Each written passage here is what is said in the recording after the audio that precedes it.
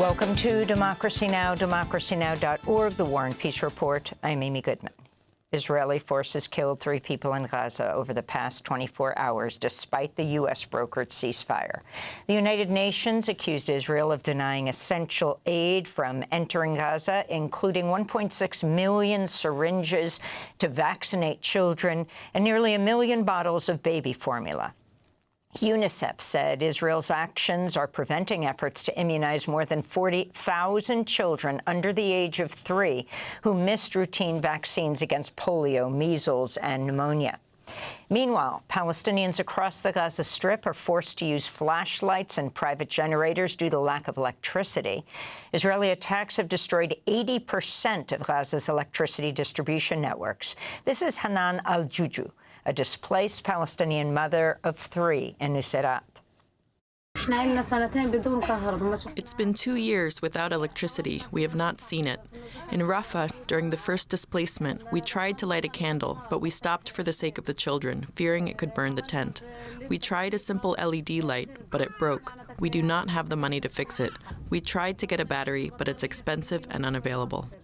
In the occupied West Bank, dozens of masked Israeli settlers attacked the Palestinian villages of Beit Lid and Der Sharafon on Tuesday, setting fire to vehicles and other property, leaving 4 Palestinians wounded. This comes as a 13-year-old Palestinian boy died yesterday, a month after Israeli forces attacked him.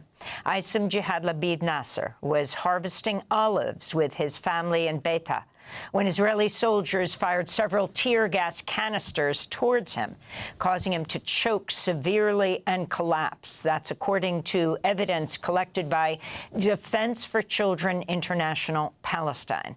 Nasser was transferred to the hospital and remained in critical condition until he died. This year, Israeli forces and settlers have killed 47 Palestinian children in the occupied West Bank. France is committing to help the Palestinian Authority draft a constitution for a future Palestinian state. French President Emmanuel Macron announced a joint constitutional committee after meeting with Palestinian Authority President Mahmoud Abbas in Paris yesterday. France also pledged $100 million for humanitarian aid to Gaza this year. Ce comité sera chargé de travailler sur tous les aspects. This committee will be responsible for working on all legal aspects, constitutional, institutional, and organizational. It will contribute to the work of developing a new constitution, a draft which President Abbas has presented to me, and will aim to finalize all the conditions for such a state of Palestine. The United Kingdom has suspended the sharing of some intelligence with the United States on alleged drug trafficking boats in the Caribbean over concerns the data is being used by the Trump administration to carry out deadly military strikes that have been widely condemned as illegal. That's according to CNN, which reported the UK's intelligence sharing with the U.S. was paused after Trump's Pentagon began its escalating attacks in September, in which at least 76 people have been killed. The UK controls several territories in the Caribbean where it bases intelligence centers that have helped the U.S. locate vessels traveling from Latin America. This comes as the USS Gerald R. Ford aircraft carrier has entered waters near Latin America. The Venezuelan government, in response, has deployed its entire military arsenal, with the Venezuelan Defense Minister, Vladimir Patrino Lopez, saying Venezuela's land, air, naval, and reserve forces will be carrying out exercises. He spoke from Caracas Tuesday. Así que bueno, hay un rechazo unánime mundial.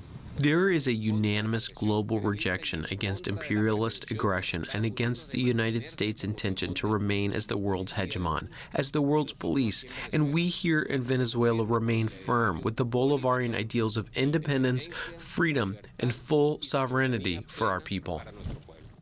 Meanwhile, protests have continued in Puerto Rico against the Trump administration's military trainings on the beaches of Arroyo, a town in the southeast of the island. In recent weeks, residents have described witnessing military drills and amphibious landings carried out by the Navy and Marines as part of the U.S.'s ongoing strikes on boats in the Caribbean, claiming without evidence the vessels are carrying drugs. This is a resident of Arroyo, Enrique Rivera Zambrano. Estamos en contra del imperio estadounidense. We are against imperialism. We are against any type of military intervention in the country of Venezuela. And above all, we are against the vile and terrible assassinations of our fishermen brothers that have happened with the pretext that they are boats for drug traffickers. We condemn those killings and terrible actions. We are in favor of peace. Tuesday's action was also to honor the life of the Puerto Rican revolutionary leader Ángel Rodríguez Cristobal, who was found dead in a Florida prison in 1979 after he was detained for protesting the U.S. Navy's occupation of the island of Vieques. The longest U.S. federal government shutdown in history has entered its 43rd day. House members are returning to Washington, D.C. after Speaker Mike Johnson recessed the House for almost 2 months. Johnson is set to swear in Democratic Representative-elect Adelita Grijalva of Arizona later today, 50 days after she won her seat in Congress. She has said she intends to be the final signature to the discharge petition to force a vote on the Justice Department's full release of the Epstein files. We'll have more on this story after headlines with Congressmember Ro Khanna. Meanwhile, the Supreme Court extended its temporary pause on $4 billion in payments for food benefits under SNAP, the Supplemental Nutrition Assistance Program. The decision means the Trump administration doesn't have to abide by a lower court order to fully fund the SNAP program. Nearly 42 million people rely on SNAP for food assistance. Jack Schlossberg, the grandson of former President John F. Kennedy, announced he's running for the congressional seat held by the retiring Congressmember Gerald Nadler of New York City. Back in September, Congressmember Nadler announced he will not seek re-election in New York's 12th congressional district after more than 3 decades in office. A coalition of progressive Jewish groups are condemning the Anti-Defamation League over what the groups say are Islamophobic and racist attacks against New York City Mayor-elect Zohran Mamdani.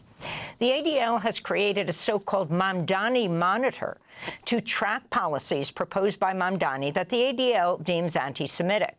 Mamdani is New York's first Muslim mayor and has been an outspoken critic of Israel over its occupation of Palestine and war on Gaza. The Jewish groups include If Not Now and Bend the Arc, which said in a statement, quote, "We reject false accusations of anti-Semitism against Black, brown, and Muslim progressive champions who are fighting for a country where all of us can thrive," they said. Marion County in Kansas has agreed to pay $3 million and apologize after local police raided the county's weekly newspaper, the Marion County Record, and the home of the paper's publisher back in 2023.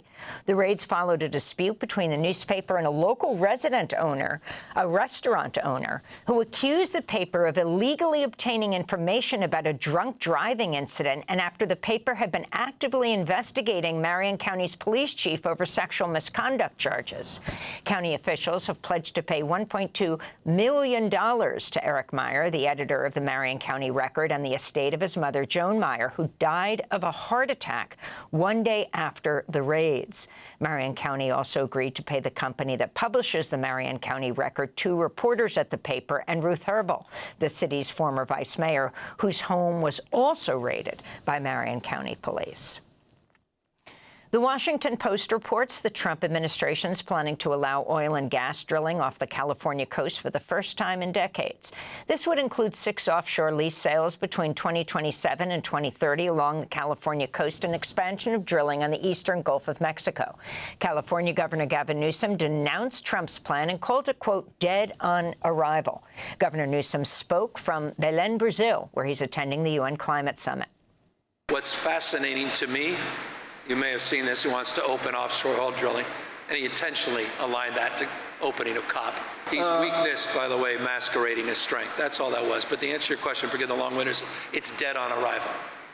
Dead on arrival. And in more news from the UN Climate Summit in Belém, Brazil, dozens of indigenous leaders, many carrying signs that read, "Our land is not for sale," broke through security to enter the venue where thousands of delegates from over 190 countries are attending climate talks. Indigenous leaders are demanding stronger climate action and protections for the Amazon, other sacred rainforests, and indigenous territories from fossil fuels. This is a leader of the Tupinamba people. Now Não, eles são governo. They are the government. This protest is a way of defending the space where it's being held at this moment. But for us, it's a moment of revolt, of indignation.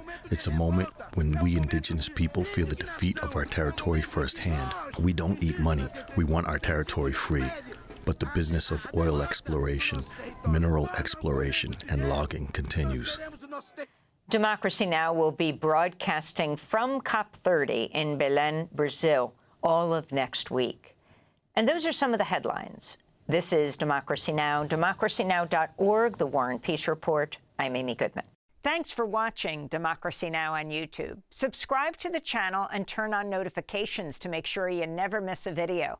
And for more of our audience-supported journalism, go to democracynow.org, where you can download our news app, sign up for our newsletter, subscribe to the daily podcast, and so much more.